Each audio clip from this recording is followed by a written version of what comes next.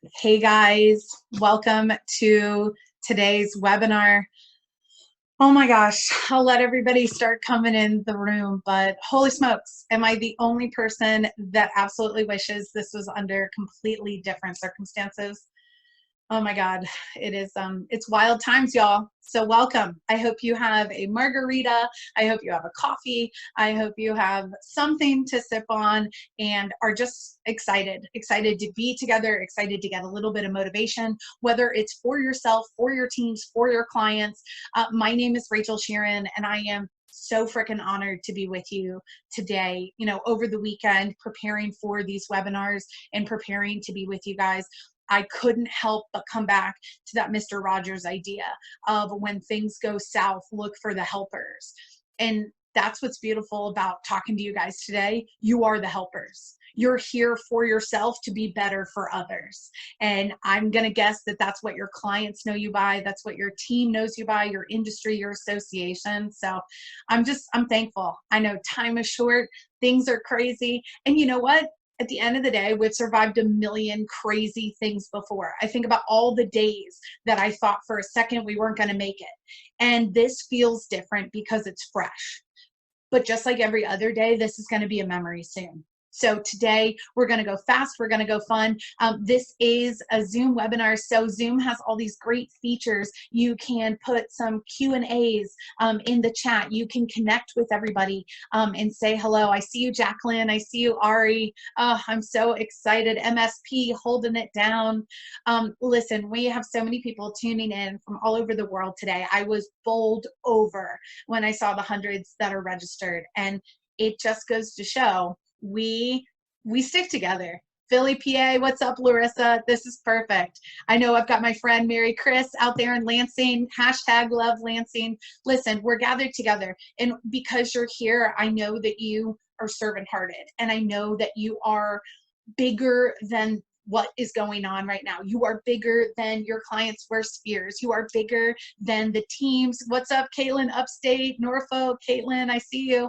I am so freaking excited. So you're here with a big heart. Let's freaking get to it. And the reason I wanted to start off this week with this webinar, Motivating Your Team in a Crisis, is because have you ever had this moment, whether it's happening right now or previously, where you are the person that keeps it together for your team? I mean, I'll raise my hand. I am the person that keeps it together, whether it's my family, whether it's my clients, my friends. Lauren, I see you raising a hand. Larissa, amen. Listen, at the end of the day, we're the glue and we're the non-freaker outers. And when everyone else is really starting to, spiral is a dramatic word, but it can feel like that. Anyone else kind of feeling like that's happening right now? We are the ones that if the earth is spinning, we need to stand up and we need to guide people and walk the way that's going to help them the most. So that's what this is really generated around, is motivating your team in a crisis. And I think it's really directly related to starting off and connecting in a new way. I said on the Weddings for Real podcast yesterday, Megan Gillikin of the Planners Vault did this in, just a quick episode. She invited me on. I was so thankful. And the thing that I said is the big mindset shift we all have to make right now. We do not have to do something. We get to do something. We do not have to be there for our clients. We get to be there for our clients. We don't have to be exceptional leaders. We get to be exceptional leaders. And I think that really starts with that mindset shift. It starts with connecting in a brand new way. And what's great about our teams and our leaders, I know being a leader, our peers, the people above us, because we all manage up, right? A lot of us do. In the end of the day, this is hitting a reset button on gratefulness, thankfulness, awareness. There's a lot of different things that are going to come out of this. So why not take this opportunity to connect in a few different ways with the teams? You could have worked with people for years. I know a lot of you guys out there probably have legacy employees. People have been there 5, 10, 15, 20 years. Great places to work, great legacy employees, great teams. On the opposite side, you might have people that when you onboarded them, you were too busy to actually connect with.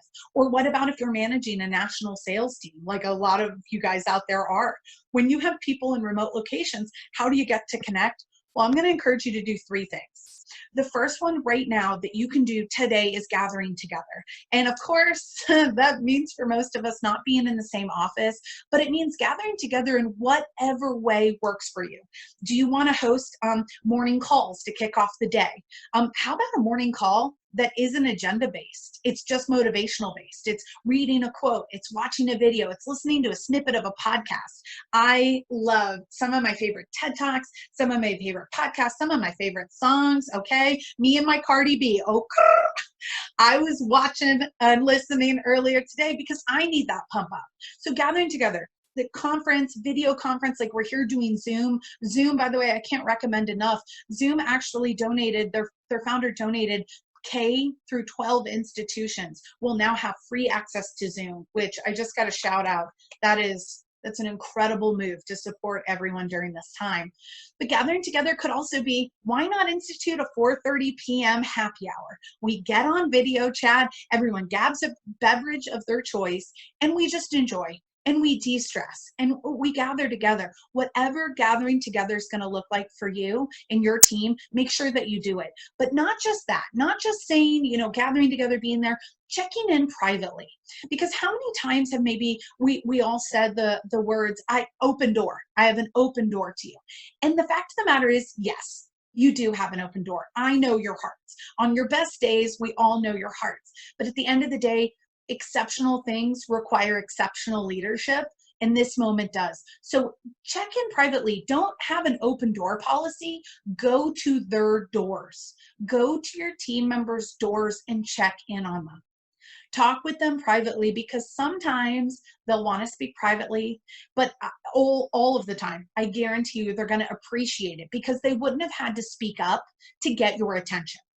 How many times have you seen it? I have a wonderful middle sister, and I got to tell you, she didn't speak up as much as I did. I know I talk a lot, but it's one of those things where I look at it back now and I'm like, just because she didn't say something didn't mean that she didn't need it.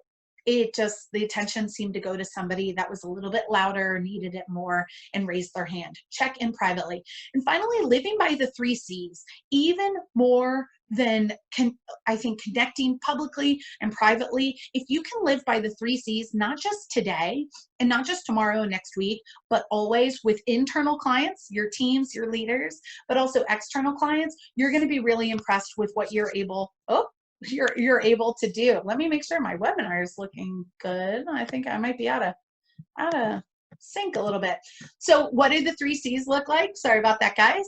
What do the 3 C's look like? It means to congratulate, to celebrate, and to console.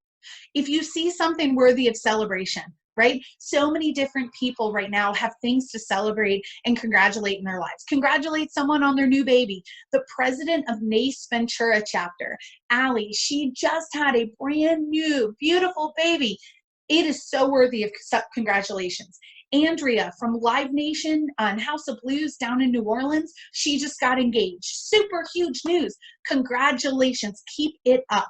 People are still succeeding. There's still good stuff. And there's stuff that even around all this stress right now, celebrate it, congratulate it, and also console it. When people have fears around their aging parents and what's going on right now with this disease, console it.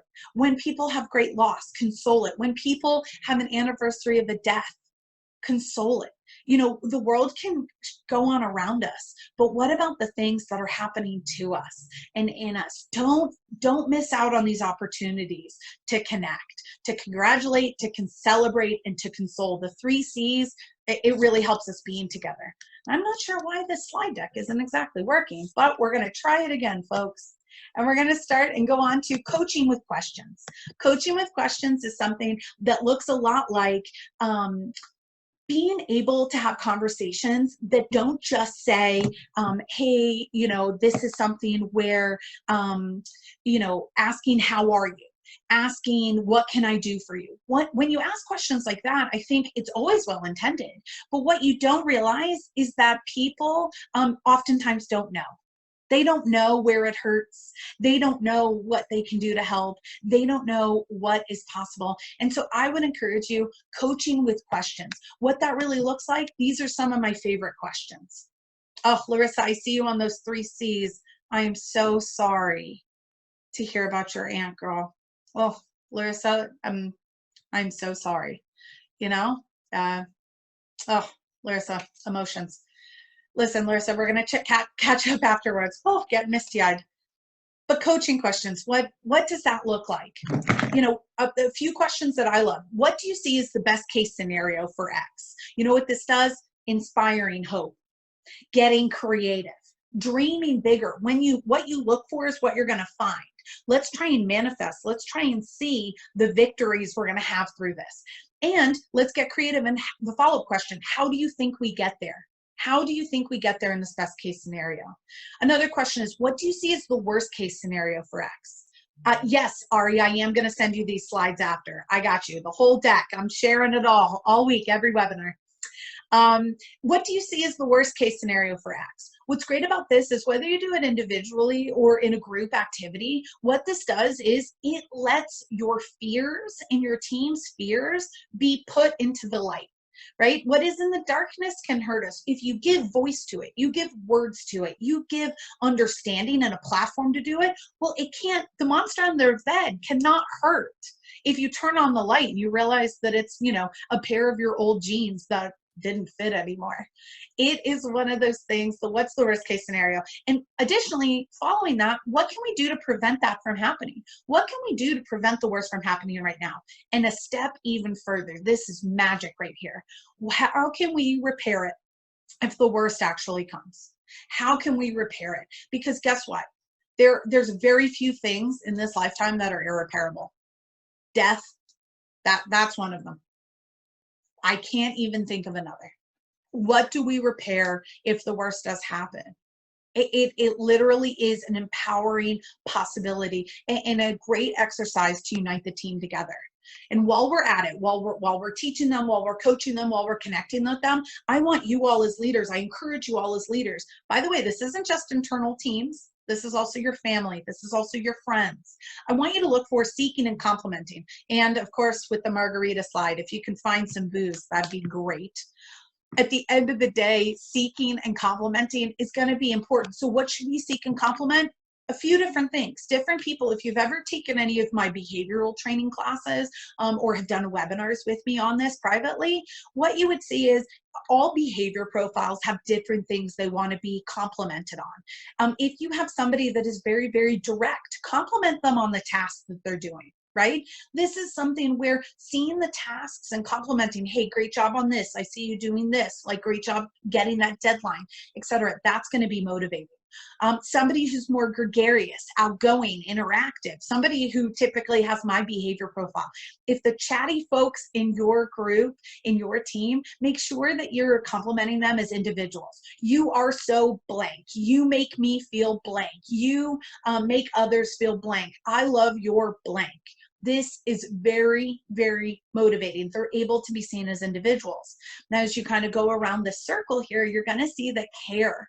This is where people who feel like a hug, people who are peacekeepers and loyal and just, you know, I feel like they've got that southernness to them where, you know, I live here in Charlotte, North Carolina. We have a slight slowdown to us that makes us magic.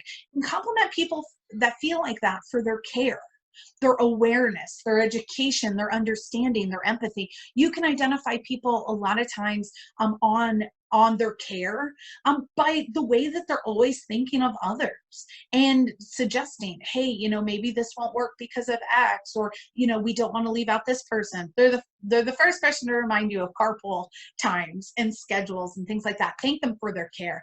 And finally, people who are oftentimes asking questions in meetings or on your team, they tend to be more practical folks. So applaud them for their practicality. Now, it could come off like they are a bit of a dark cloud sometimes, like they're just not saying maybe things that are true or things that, you know, because it's the truth. And I would say that you can really coach them well and really compliment them on their practicality. They're typically data-driven folks. They're great at researching. They're great at compiling, as well as making long-term project decisions. So complimenting people in the right way, I think, can go a long way. and being able to lead them and focus and refocus, constantly refocusing, because go ahead and strap in. We all know this. Leadership is a constant refocus of your people. Help them focus on your next step. And by the way, do it for yourself too. I don't know if you guys have thought, about what the next steps look like. Art, I see you over there. Thanks, Mother. It's great to see you. Listen, focusing on the next steps, if you haven't done this, if you have not started and ended your day with the 3 things you want to accomplish, then I suggest you do it right now. In the email that you'll get a little later on this afternoon with these slides, as well as the link to replay, so you can share this with anyone who might benefit from it, you're going to get what me and my team, my incredible director of ops, Rachel Davis Humphreys, she created a system for us, and it is essentially the week. And it has it broken down. It's a week planner that's broken down by the things we will do in the morning and the things we will do in the afternoon. It is so easy. Even a disorganized, all over the place, zany creative like myself uses it. And that template is a helpful focus. It's a collaborative document. So how are we focusing on this next steps? While we're doing it, I want to encourage you all to encourage your team and make sure that they're leaning on daily habits. Are they getting enough water? I don't know if Cece is on the webinar today, but I saw it on Facebook. Cece Todd, she's this incredible event professional, and she got dehydrated, so dehydrated in fact that it ended her up in the hospital this weekend during a wedding. Let's not have that happen. Okay, leaning on daily habits. Habits tend to be the first things that go when chaos or crisis arrives. So are people drinking enough water? Are people moving? Are people doing yoga? Are you providing maybe a yoga online membership for everybody to log into? Are they moving their body? Are they tucking their kids into bed, right? I feel like a lot of us are about to start eating a bunch of junk food. Are we keeping those daily habits? And you guys as leaders, if you were to challenge yourself, I bet you know those daily habits that people really, really enjoy. Make sure that you're encouraging them to lean on them, and you're doing the same thing. And on the juxtaposition of habits, empower your team to adjust. And empowering to adjust can look like a lot of different things. I've compiled some of my favorite connections and suggestions for you guys, but empowerment opportunities that you might not be thinking of right now. Caitlin, I hear you on the junk food. I love chocolate as well. Italian food is love. Amen, sister. Listen, the empowerment opportunities, you might not be thinking of them right now, but it's okay because I am. So what are some of the things we can empower our teams right now, whether they're working from home or working in real time in the office? First of all, the schedule. We may think, oh, hey, we need to be there, all this kind of stuff.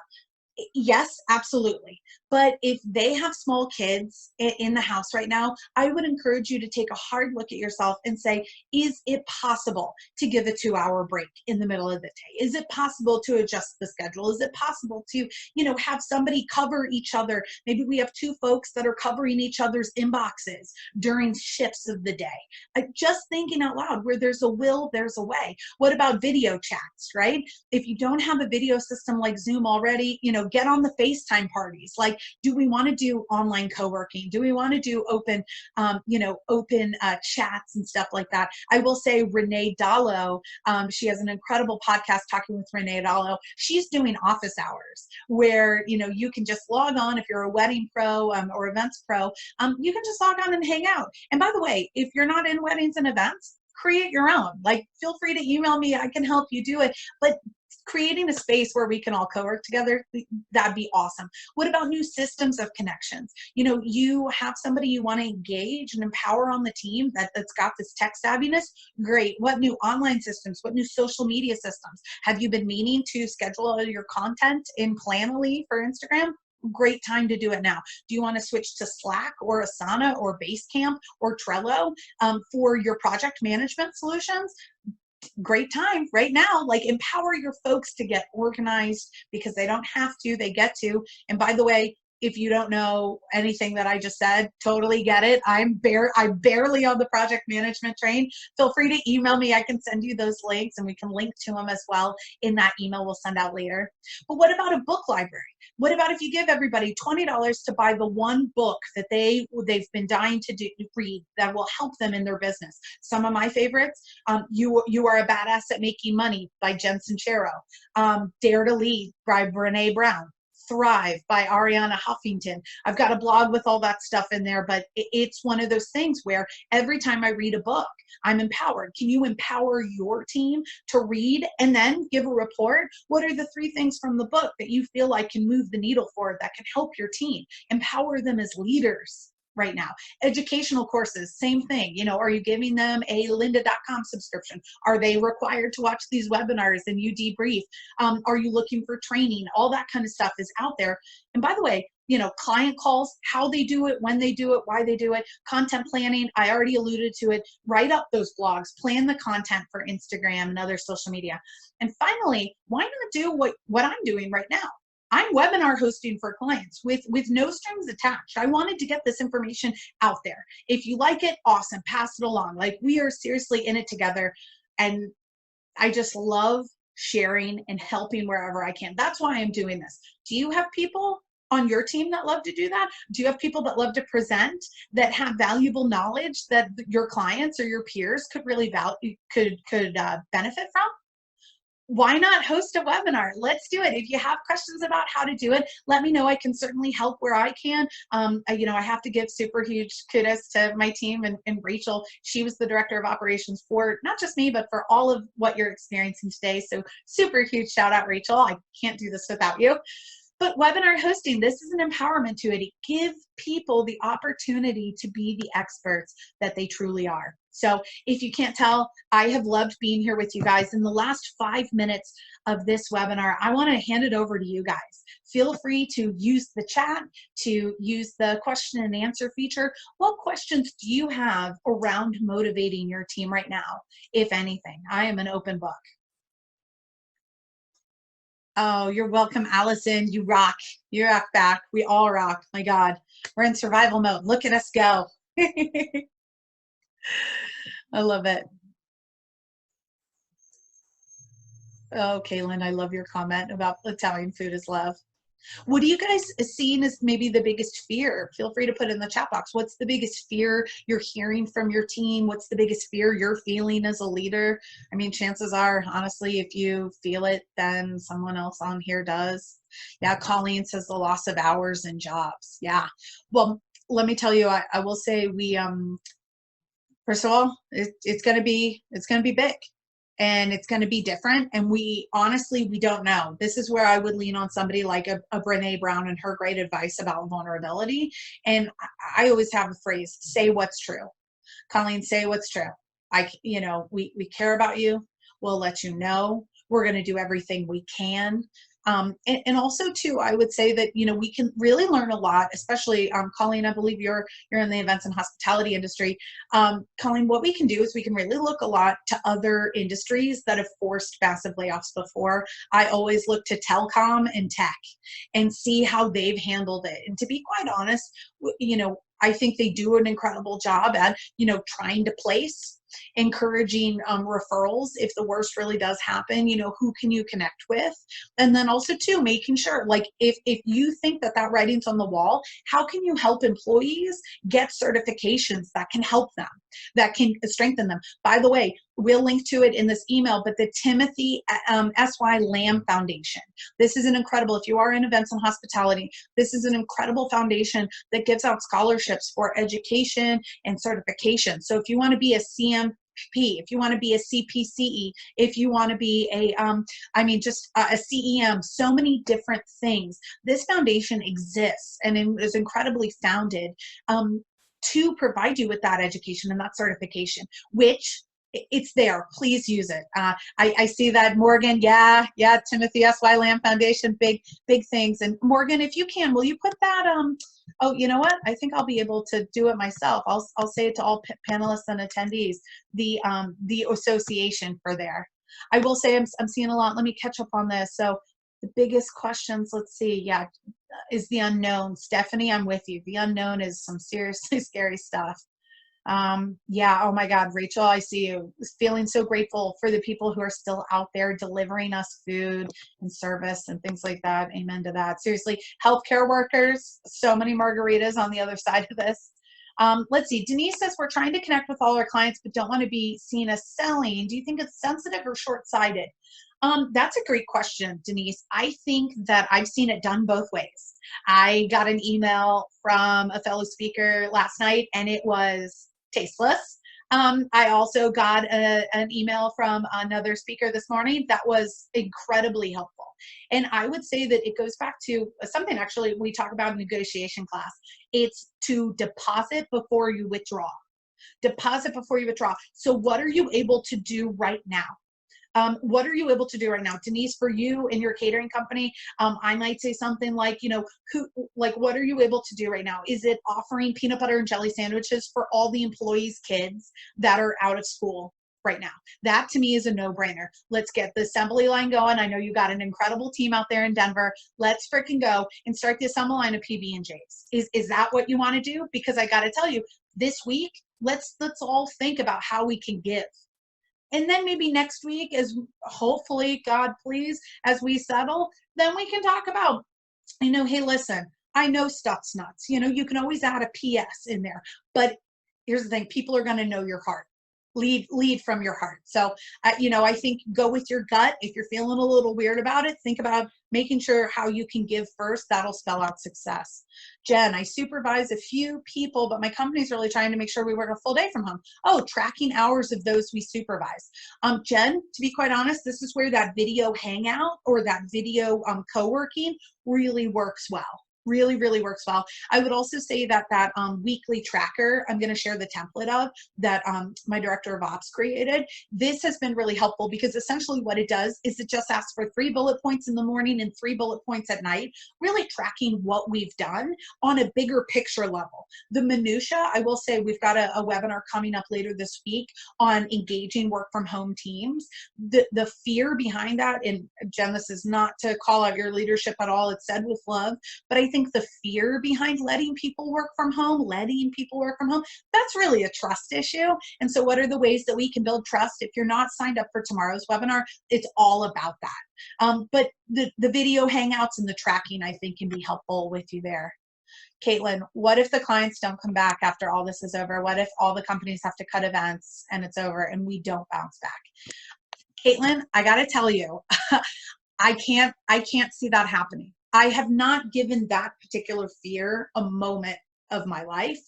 I hate to presuppose anything, but here's the thing. Have you ever not been better by gathering together with somebody? Think about yourself. Like, think about, Caitlin, I know you are the incredible president of MPI in upstate New York.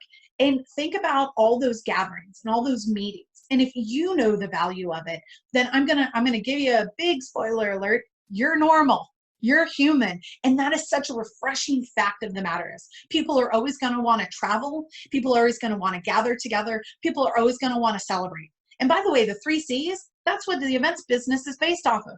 Celebrating, congratulating, and consoling.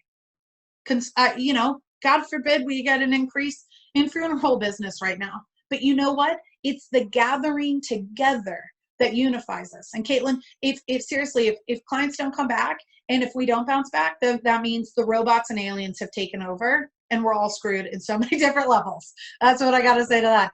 All right, Lauren, I see you. Biggest question from my team are questions regarding their own hours. Yeah, future. I would say the rescheduling events, the postponing, I am doing a complete webinar on that on Friday. My initial feedback is, making sure that we're clear on postponement dates. We've got enough info as we can in terms of leading into client conversations with saying, I'm the expert. I've already talked these things through. This is my contingency plans. And then also to, handling future events with clients, I would say look at your busy season and look at your slow season. Like, for example, I am here in North Carolina. If I owned a venue, for example, for events, and I was going to reschedule, I would force folks to reschedule within 365 days upon agreed upon dates. And the reason is because January, February, March are slow here. They just are. If you need to restrict your seasons and your events to different seasons and events, it is totally okay. And by the way, if they choose to, postpone and they want a committed date for something alternative, let's use this as an opportunity to get creative. Yeah, I see Rachel Davis. She says, maybe start updating LinkedIn now, networking, self-development. I would say get in those Facebook groups of your MPI, your NACE, your WIPA, your Association for Women in Events, which, if you go to womeninevents.org, I'm biased, I'm on the board, but an incredible association of really connected people. Colleen, I see you. You are welcome. Thanks for the thanks.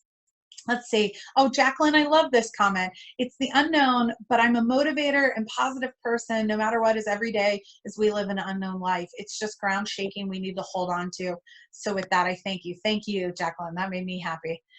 Okay, Anna asked, hey, Anna from Tampa Bay, what are some meaningful ways to bring our community together and support each other since referrals are going to be scarce? Great question. This is really powerful. Meaningful ways to bring together. I would say having open office hours, showing up on social media, like actually with your face, with your unwashed, no makeup face, like whatever face you've got going on there. I always go back to dog pics, to be quite honest. Dog and kitty pictures, they make the internet great. But when it comes to meaningful community together, I would say really keeping aware of those. I know I had this moment last night. I am so completely blessed. Like I'm just blessed. And do I have fears? Sure. Do I have concerns? Absolutely. I'm human and we're in it together. But do I have awareness of that? I don't have children, so I don't have to worry about trying to do this webinar as somebody's asking for chicken nuggets for the millionth time. Yes. Being more sensitive to people who are going to be marginalized. And then also too,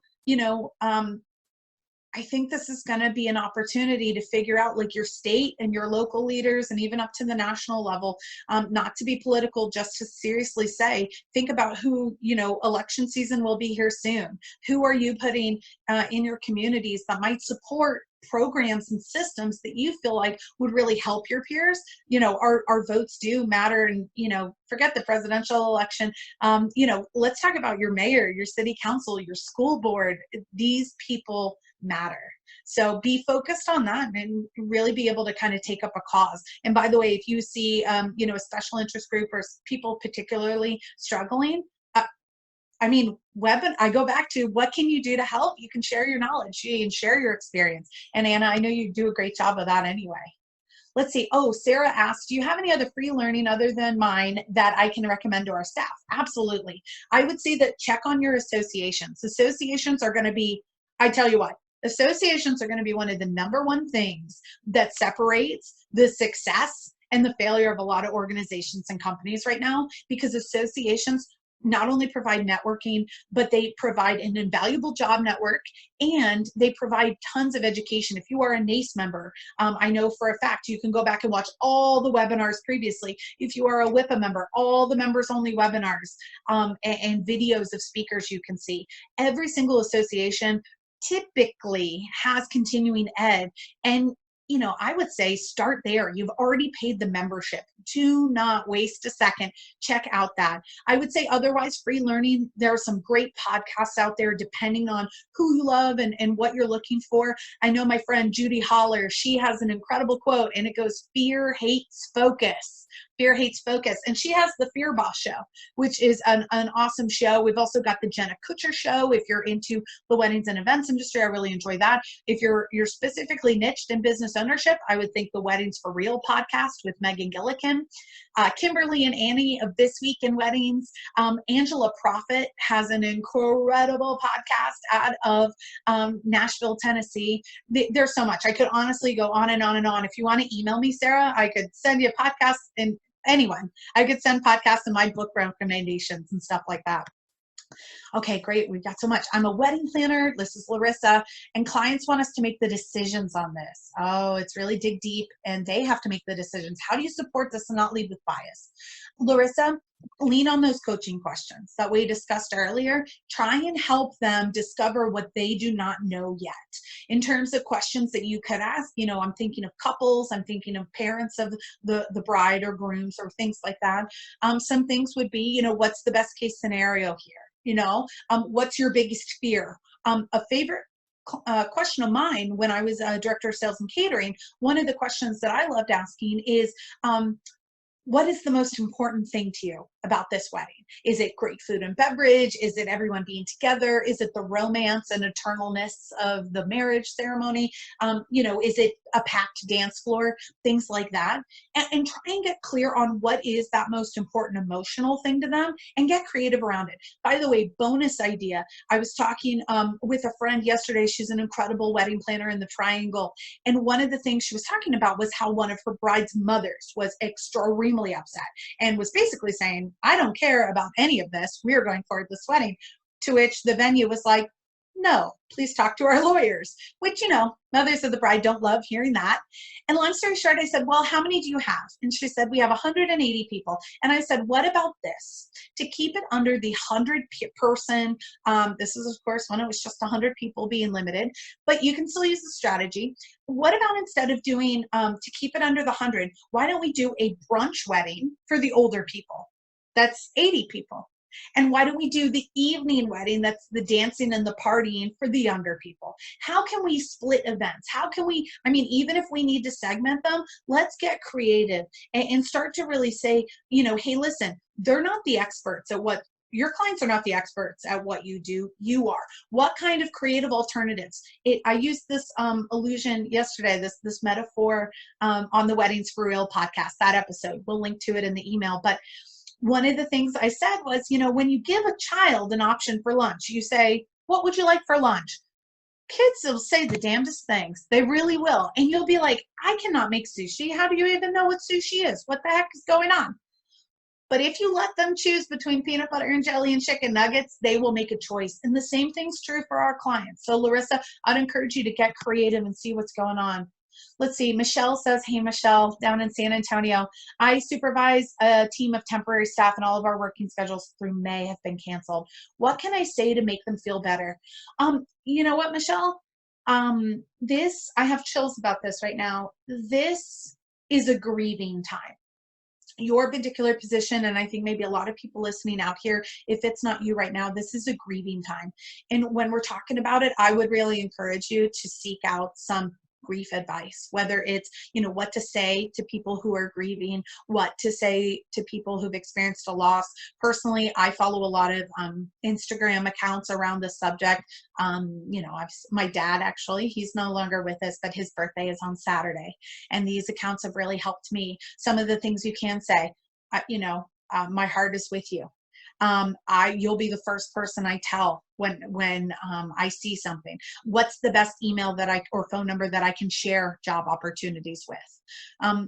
Saying what's true and not saying I feel you, or not saying that I'm, relating your own story. I would say make sure that you're keeping it focused on them and just massive empathy. But check out those grief links as well. Yeah, Ari, oh my gosh, we could hang out forever. Let me skip to the question and answers and see what you guys are saying there. Mary Chris says, I think this experiences make it even more obvious how very, very important face-to-face meetings are. Oh, amen. Amen. Robin, with over 80 events, Robin, canceled. It's convincing clients to plan for the events later this spring, even if we end up canceling, trying to get ahead of the work, even if we may be spinning our wheels. Robin, absolutely. And what I would say, Robin, you sound like an experienced pro here. What I would say is lean on the stories that you can tell of previous times when this has happened. Because to this scale, no. Have we ever seen something like this in the industry? Not really, but here's the thing. You've been around long enough. We all remember 2008. And for those who don't, ask the people in your industry, in your region. Ask about 2008 and how that happened. If you've been in the industry a long time, you'll remember 2011 or 2001 and 9/11 and how that affected. We can look back over history, and it's our choice to learn from it and do better, or it's our choice to repeat it. And so, again, I go back to associations, I go back to being here together. If you've got some experience in dealing with tragedies and chaos and crisis, drop them in the chat. We're all here to talk about it. But Robin, I got to tell you what, it makes sense to me. I would want to reschedule and get on. I would want to be that beacon of hope. And by the way, if you're not consistently sharing hopeful news stories or links or webinars with your clients, start it today. There's the good stories coming out. There's the good stories about how Mother Earth has healed herself in a big way from China and the factories being shut down. There is a study, coming out about the, the coronavirus hospitals in China. Already, the last temporary hospital has been closed. This is the news we need, people. Start providing it to your clients. Diane asks, what if it's more than 8 weeks for groups to gather?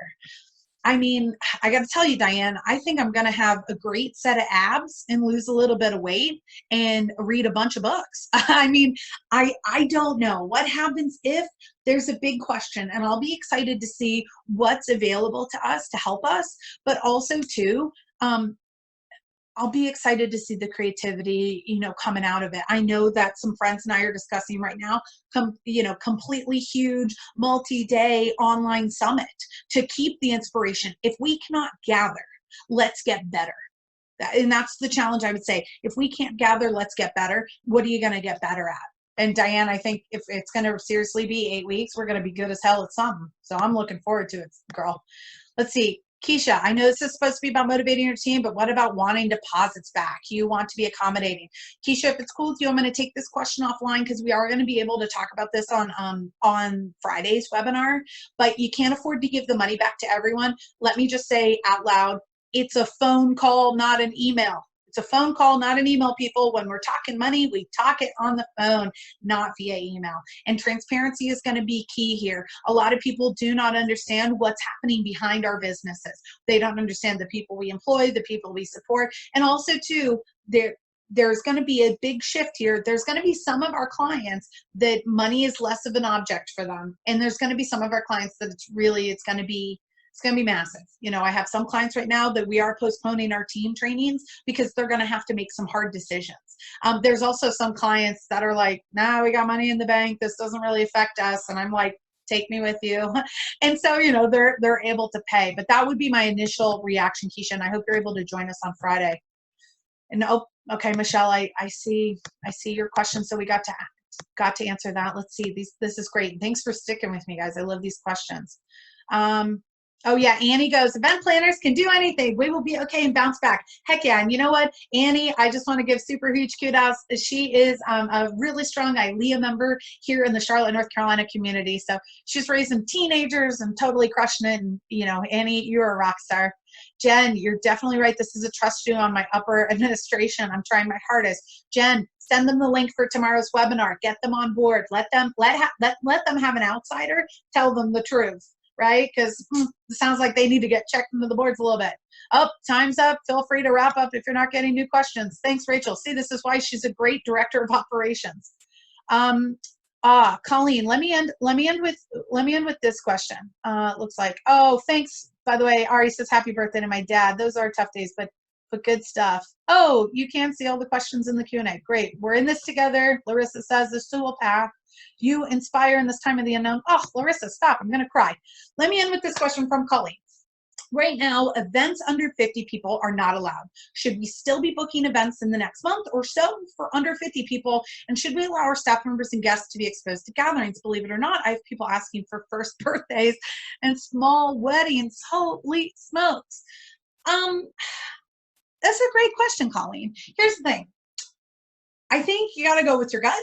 I think it has to be a leadership decision. I think that if you do decide to go forward with these things, really being transparent of all the precautionary things that you're doing to protect people, extra sanitation, extra disinfectant, wiping everybody down, spraying them with Lysol upon entry.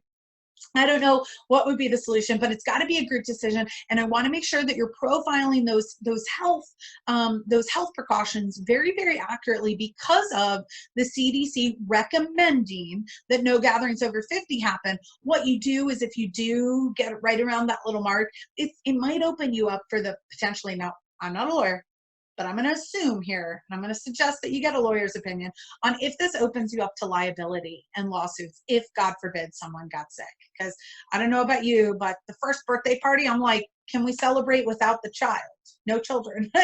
And I don't know if that's a possibility, but I would say, Colleen, listen, when you're selling, and this just goes for every day, when you're selling, you're not just selling for the money. That's like fourth on the list, fifth, 10th for some of you guys. When you're selling for jobs. You're selling for payroll. You're selling for happiness. You're selling for impact. You're selling for connection. You're selling to make sure that you are leaving a legacy and building a company that is bigger than yourself. And if we are not doing that, what are we doing? It truly is one of those things when you sell, and I would encourage us all, if people want it, keep selling. Keep selling. We can handle whatever adjustments we need to make, but keep selling, because you never know when what you're going to sell is going to provide for your family, your community, your team. That our impact is great. And that's our job, to stay great, which I got to tell you, I'm so thankful for everyone that joined. It's, the recommendations of the restrictions on guest counts. We'll get through it. The cancellations, we'll get through it. And guys, thanks for joining me today. If it's cool with you, we'll wrap up here. You will be getting an email that does have this recording, so you can share it, you can review it, you can discuss it with your team. Full disclosure, we're doing this every single day this week, 2 p.m. Eastern, 11 a.m. Pacific. Tomorrow's webinar is going to be engaging a team from working from home. Jennifer, I look forward to seeing you on there, girl. And get that leadership. If this is something that, people are worried about, if people are supportive of working from home and want to know how to really engage and keep accountable and make sure that we're crushing those goals, let's join me to a Wednesday, staying positive for clients. I don't know about you guys, but Wednesday is going to be like 5 years in the future, I think it's going to feel like. So let's talk about staying positive for clients, how to stay calm, how to keep energized, right? And it's not caffeine and Red Bulls. It's real stuff. Thursday, we're going to talk about productive virtual meetings. If you decide to go if you decide to do the focus of maybe having virtual hangouts, moving all of your, in-person meetings to virtual, super smart. By the way, you want a meeting with me, you want to talk about coaching or training or something, we call them margarita minutes. So come on over, let's get a drink and we can cheers online. But productive virtual meetings, how we can really make sure that our messages are getting through. And we can also flow and be comfortable on the screen. And then Friday, we are talking money. So that's cancellations, refunds, negotiations. We're going to talk about it. It's going to be a big one. As always, I am so super thankful to be here with you guys. I am sending so much power and so much light and so much courage. And you know what? A little bit of fun. All right. I hope your margaritas are strong and salty and just so sweet. Once you get past the salt, that's how we're going to get together and we're going to get through this. So stay great. I'll see you soon. Thanks for being here, you guys.